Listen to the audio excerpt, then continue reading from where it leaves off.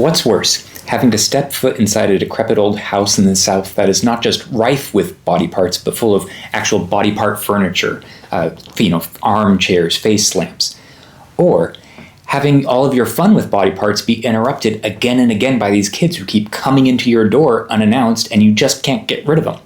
Like, clearly it's the latter. That's the lesson of the Texas Chainsaw Massacre, and this is actually a good film. I hadn't watched it, this whole time, assuming it was just about hillbilly horror, which, is this like cheap freak show stuff a lot of the time, or nonstop chainsaw stuff, and it's neither of those things. This is a well-made film.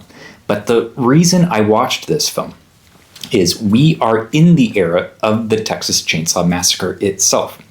That is the psychic position of our leaders and governments who are out in the world committing atrocities every day. So it is not just that they wish to, clear the space of a type of people they don't want in the world in order for them to create a site of capitalism, a new place for profit, and all of this. They want to literally get in the skins of their victims, and we keep seeing this in the news constantly. So this is the dream of turning Palestine into a infinite play space for the ultra wealthy, literally dancing on the graves of children. The exact same thing takes place right now in our world in Mariupol, where there is a concert hall that was sheltering 600 to 1,300 families, children, signs saying children right outside, and it was bombed by air and murdered everyone inside. And that concert hall was rebuilt directly on top of the graves of those families, children, concrete right on top of them. And today, it is opened with the dancing of Russian performers doing whatever terrible, unthinkable festivities over there. This also is taking place in America with government forces not just trying to disappear people, but penetrate communities and transform the very fabric of what it means to live your daily life. That is their brutal insistence with Minneapolis and currently Vermont. The Epstein files, the photos inside Epstein's house, are analogous to the imagery we get in the Texas Chainsaw Massacre. The clear, constant photographs, they took so many fucking pictures, but the structures that are at least questionable if they're the literal parts of victims, of children. So this is not just like a Western, we got to expand, we don't care about the life that was here before. We just are going to, bury on top of a sacred ground, a burial ground, and just live our lives as though that doesn't matter. There's a desire in all of the violence in the world today to get into the skin of victims. So what is that? Why? How do we confront that? What do we do with it? Is the question today. That's what I'm working on with my current novel. But if we can shift gears to more fun stuff like this film, there's a lot to praise in this film, and it has a clear philosophical insight. The praise-wise, like, this is a clear precursor to a lot of fun stuff, like Dead by Daylight. It's not just the hook thing, but this, this infinite play of running in the dark from this monster or a slasher trying to get you with a chainsaw. That's filmed in the film in this like interesting, playful way. We have like Tender as the Flesh, treating humans like livestock, but really filming and exploring that, carefully, deliberately, interestingly. We have, the ways in which characters are unalive in this film is quick, simple, unsettling in its own form. And the very first one, because, again, we have this clear parallel with treating humans like livestock and the horror of slaughtering livestock. But the first victim in this film is someone who runs up a cattle ramp and is instantly bopped on the head.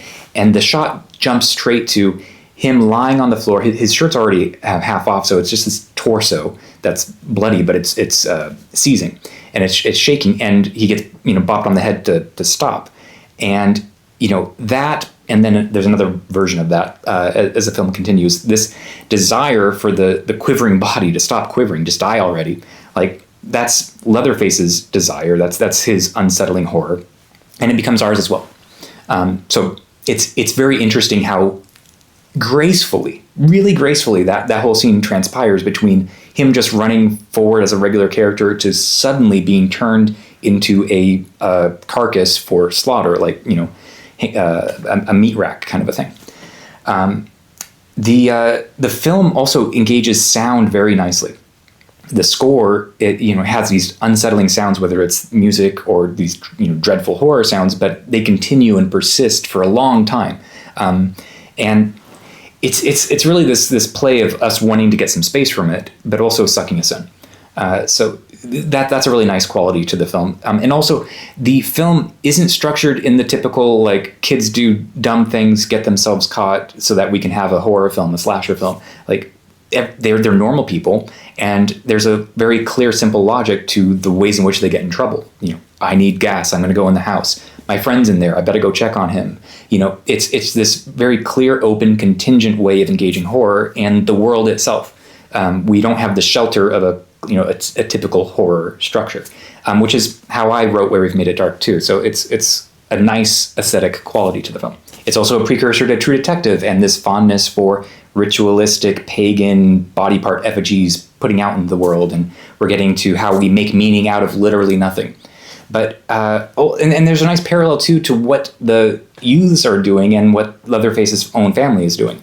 The real climax with the Leatherface family is their hollering and their squirmy excessiveness in their own home, and we get that same squirmy celebration when the youths get to the countryside to go party in an abandoned house that one of the youths, his father, owns, I guess. But you get the same hooping and hollering and the sort of a parallel structure to what's going on with both families.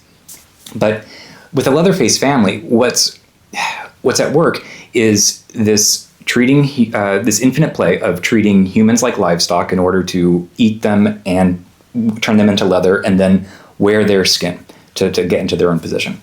And the reason this is happening is not, this is a family of all men, and it's not because they're missing that mother figure in their life, which you might be drawn to suspect because the one mother figure is a corpse up in the attic, and Leatherface shifts gears into a feminine face when he prepares dinner for the family, where we get the final scene where our final girl is pinned down to a table and they're all hooping and hollering and getting ready to turn her into dinner.